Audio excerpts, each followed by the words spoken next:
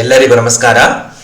Equity guys stock market academy pre market video ನಮ್ಮ ಕನ್ನಡದಲ್ಲಿ. ನಾನು Manjunath, NSIM certified technical analyst. ಮೊದಲು ಶುಕ್ರವಾರ ಮಾರ್ಕೆಟಲ್ಲಿ ಏನಾಗಿದೆ? ನಿಫ್ಟಿ 50 143 ಪಾಯಿಂಟ್ಸ್ ನೆಗೆಟಿವ್ ಅಲ್ಲಿ ಕ್ಲೋಸ್ ಆಗಿದೆ. ನಿಫ್ಟಿ ಬ್ಯಾಂಕ್ 545 ಪಾಯಿಂಟ್ಸ್ ನೆಗೆಟಿವ್ ಅಲ್ಲಿ ಕ್ಲೋಸ್ ಆಗಿರೋದು. ಸೆನ್ಸೆಕ್ಸ್ 501 ಪಾಯಿಂಟ್ಸ್ ನೆಗೆಟಿವ್ ಅಲ್ಲಿ ಕ್ಲೋಸ್ ಆಗಿರೋದು ನಮಗೆ ಬೇರಿಶ್ನೆಸ್ನ ಇಂಡಿಕೇಟ್ ಮಾಡ್ತಾ ಇದೆ. India VIX 1.33 positive percentage change ಆಗಿರೋದು, ಇದು ನಮಗೆ ಬೇರಿಶ್ ಕಡೆಗೆ ಇಂಡಿಕೇಟ್ ಮಾಡ್ತಾ ಇದೆ. ETFs ನಿಫ್ಟಿ ಬೀಸ್ ಮತ್ತು ಬ್ಯಾಂಕ್ ಬೀಸ್ ಅಲ್ಲೂ ಸೆಲ್ಲಿಂಗ್ ಆಗಿರೋದು ನಮಗೆ ಬೇರಿಶ್ನೆಸ್ ಅಲ್ಲಿ ಇಂಡಿಕೇಟ್ ಮಾಡ್ತಾ ಇದೆ. ಹಾಗೂ ಗೋಲ್ಡ್ ಬೀಸ್, ಸಿಲ್ವರ್ ಬೀಸ್ ಅಲ್ಲಿ ಬೈಯಿಂಗ್ ಆಗಿದೆ. Commodity market for example crude oil ಅಲ್ಲಿ ಬೈಯಿಂಗ್ ಆಗಿರೋದು ನಮಗೆ ಕ್ಯಾಶ್ ಮಾರ್ಕೆಟ್ನ ಬೇರಿಶ್ನೆಸ್ಗೆ ಇಂಡಿಕೇಟ್ ಮಾಡ್ತಾ ಇದೆ. ಇನ್ನು ನಾವು ನಿಫ್ಟಿ 50 ಸ್ಪೆಸಿಫಿಕ್ ಆಗಿ ನೋಡೋದಾದ್ರೆ, ನಿಫ್ಟಿ 50ಯಲ್ಲಿ ಡೇ ಟೈಮ್ ಫ್ರೇಮಲ್ಲಿ ಒಂದು ಸ್ಟ್ರಾಂಗ್ ರೆಡ್ ಕ್ಯಾಂಡಲ್ನ ಫಾರ್ಮ್ ಮಾಡಿರೋದು ನೋಡ್ಬೋದು. ನಾವು ಬುಧವಾರ ನೋಡಿದ ಪ್ರಕಾರ ಒಂದು ದೋಜಿ ಫಾರ್ಮ್ ಮಾಡಿತ್ತು, ಅದಕ್ಕೆ ಫಾಲೋ ಅಪ್ ಆಗಿ ಒಂದು ರೆಡ್ ಕ್ಯಾಂಡಲ್ ಬಂದಿತ್ತು. ಅದೇ ರೀತಿಯಲ್ಲಿ ನಾವು ಮಾರ್ಕೆಟ್ ಪ್ರೆಡಿಕ್ಷನ್ ಪ್ರಕಾರ ಒಂದು ಸೆಲ್ಲಾನ್ ರ್ಯಾಲೀಸ್ ಆಗ್ಬೋದು ಅಂತ ನಾವು ಪ್ರೆಡಿಕ್ಟ್ ಮಾಡಿದ್ವಿ ಮಾರ್ಕೆಟಲ್ಲಿ. ಅದೇ ರೀತಿಯಲ್ಲಿ ಒಂದು ಸ್ಟ್ರಾಂಗ್ ರೆಡ್ ಕ್ಯಾಂಡಲ್ನ ಫಾರ್ಮ್ ಮಾಡಿರೋದನ್ನ ನಾವು ಅಬ್ಸರ್ವ್ ಮಾಡ್ಬೋದು. ನಿಫ್ಟಿ ಬ್ಯಾಂಕಲ್ಲೂ ಕೂಡ ಸೇಮ್.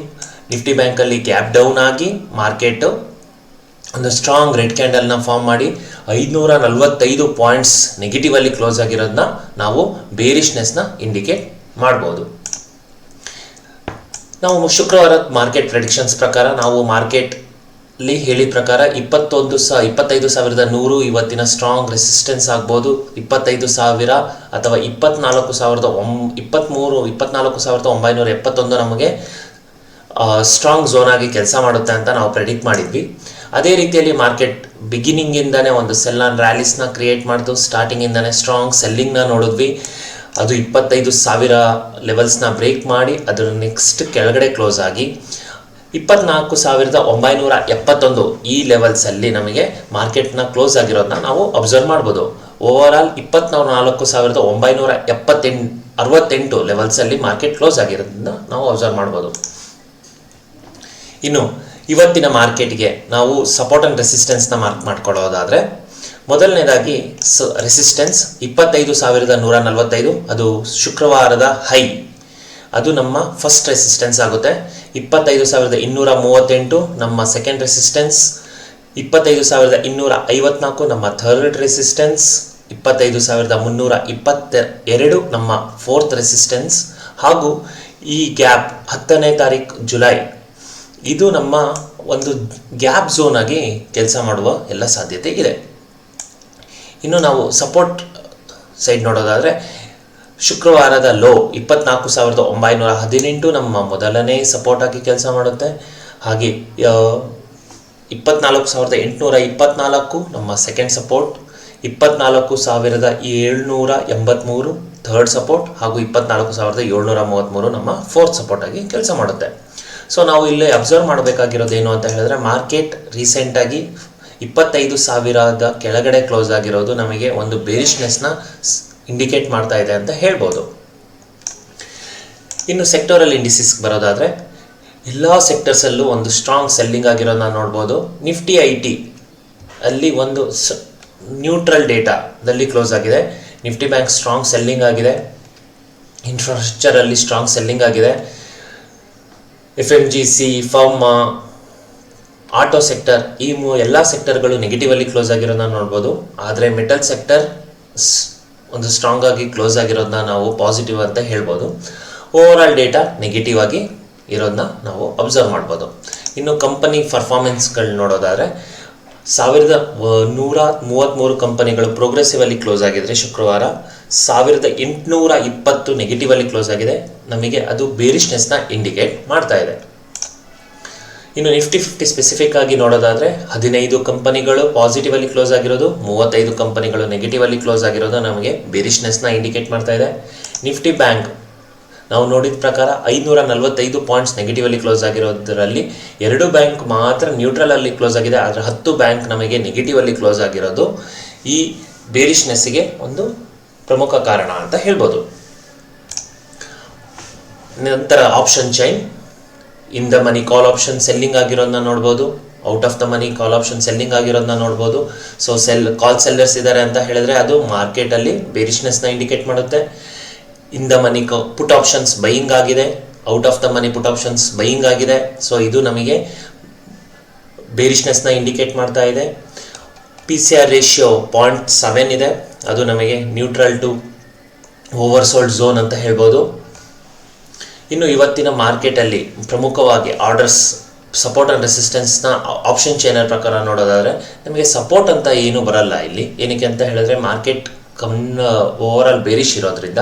ಆದರೆ ರೆಸಿಸ್ಟೆನ್ಸ್ ಅಂತ ನೋಡೋದಾದರೆ 25,100 ಮತ್ತು 25,000 ಈ ಝೋನ್ಗಳು ನಮಗೆ ಸ್ಟ್ರಾಂಗ್ ರೆಸಿಸ್ಟೆನ್ಸ್ ಆಗಿ ಕೆಲಸ ಮಾಡ್ಬೋದು ಆ್ಯಸ್ ಪರ್ ಆಪ್ಷನ್ ಚೈನ್. ನಂತರದಲ್ಲಿ FIDA ಡೇಟಾ, ಕ್ಯಾಶ್ ಮಾರ್ಕೆಟ್ ಮೊದಲು. ಕ್ಯಾಶ್ ಮಾರ್ಕೆಟಲ್ಲಿ ಕೊನೆಯಲ್ಲಿ FIS ಈ ಶುಕ್ರವಾರದ ಡೌನ್ ಸೈಡ್ ರ್ಯಾಲಿನ ಒಂದು ಆಪರ್ಚುನಿಟಿಯಾಗಿ ಕನ್ವರ್ಟ್ ಮಾಡ್ಕೊಂಡಿದ್ದಾರೆ. ಅದಕ್ಕೆ ಅವರು ಕ್ಯಾಶ್ ಮಾರ್ಕೆಟಲ್ಲಿ ಕೊನೆಯಲ್ಲಿ ಒಂದು ನೆಟ್ ಬೈಯಿಂಗಲ್ಲಿ ಕ್ಲೋಸ್ ಆಗಿರೋದನ್ನ ನಾವು ನೋಡ್ಬೋದು. DAS 2,103 ಕೋಟಿಯಷ್ಟು ಬೈ ಮಾಡಿರೋದು, FIS 374 ಕೋಟಿಯಷ್ಟು ಪಾಸಿಟಿವಲ್ಲಿ ಬೈ ಮಾಡಿರೋದು. ಓವರ್ ಆಲ್ ನಮಗೆ ಒಂದು ಪಾಸಿಟಿವ್ ಅಂತ ಹೇಳ್ಬೋದು. ಇನ್ನು F&O ಸೆಗ್ಮೆಂಟಿಗೆ ಬರೋದಾದರೆ ಮೊದಲು ಇಂಡೆಕ್ಸ್ ಫ್ಯೂಚರ್ 2,395 ಕೋಟಿಯಷ್ಟು ಸೆಲ್ ಮಾಡಿದ್ದಾರೆ, ದಟ್ ಈಸ್ ಬೇರಿಷ್ನೆಸ್.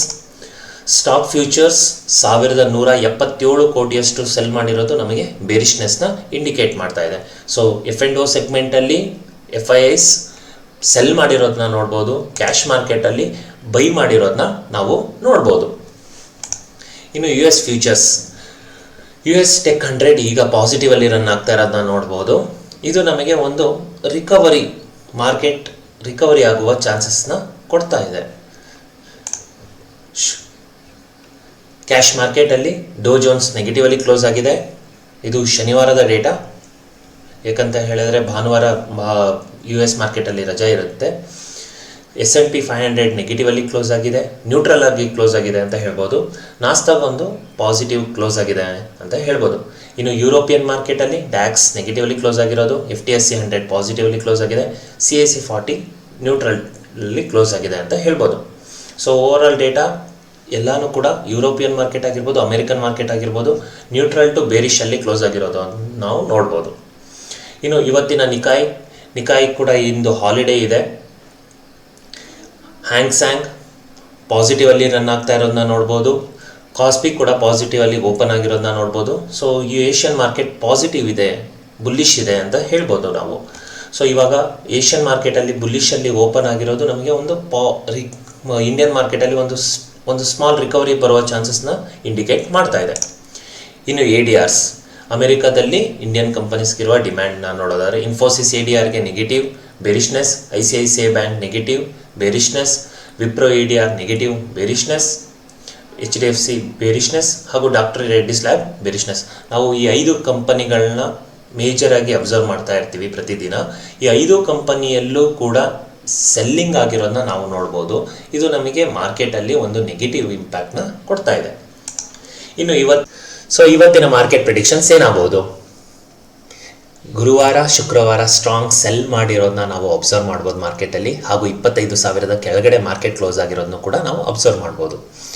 ಇವತ್ತಿನ ಮಾರ್ಕೆಟ್ಗೆ ಸ್ಟ್ರಾಂಗ್ ಸಪೋರ್ಟ್ ಅಂತ ಹೇಳೋದಾದರೆ 24,900 ಮತ್ತು 24,824 ಈ ಎರಡೂ ಝೋನ್ ನಮಗೆ ಸ್ಟ್ರಾಂಗ್ ಸಪೋರ್ಟ್ ಆಗಿ ಕೆಲಸ ಮಾಡುವ ಚಾನ್ಸಸ್ ಇದೆ.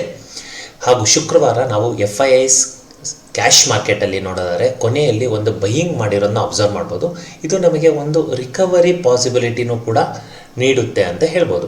ಸೊ ಓವರ್ ಆಲ್ ಡೇಟಾ ಪ್ರಕಾರ ಇವತ್ತು ಫ್ಲಾಟ್ ಓಪನ್ ಆಗಿ ಮಾರ್ಕೆಟು ಬಿಗಿನಿಂಗಲ್ಲಿ ಸೆಲ್ ಆನ್ ರ್ಯಾಲೀಸ್ ಆಗಿ ನಂತರದಲ್ಲಿ PCR ರೇಷಿಯೋಸ್ ಓವರ್ ಸೋಲ್ಡ್ ಆಗಿರೋದ್ರಿಂದ ಒಂದು ರಿಕವರಿ ಆಗುವ ಚಾನ್ಸಸ್ ಕೂಡ ಇದೆ ಅಂತ ಪ್ರೆಡಿಕ್ಟ್ ಮಾಡ್ಬೋದು. ಇದು ಇವತ್ತಿನ market view. Thank you, all the best.